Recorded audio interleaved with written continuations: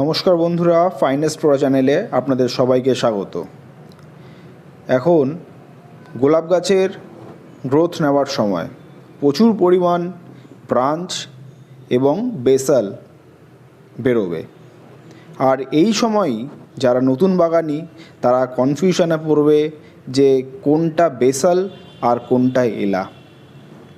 তাই আজকের এই ভিডিওতে আমি আপনাদের দেখিয়ে দেব যে কিভাবে আপনারা এলা এবং বেসাল চিনবেন। এই গাছের এই অংশটি খেয়াল করুন, উঁচু হয়ে রয়েছে এই অংশটা এই গাছের বার্ড ইউনিয়ন, অর্থাৎ এইখানে কলম করা হয়েছিল।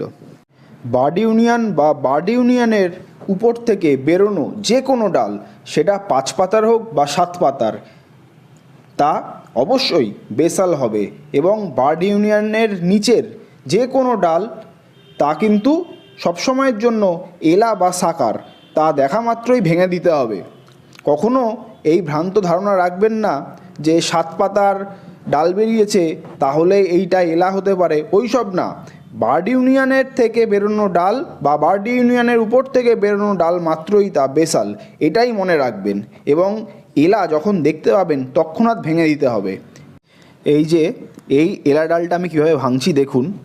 এইভাবেই এলা ডাল একেবারে গোড়া থেকে ভেঙে দিতে হবে।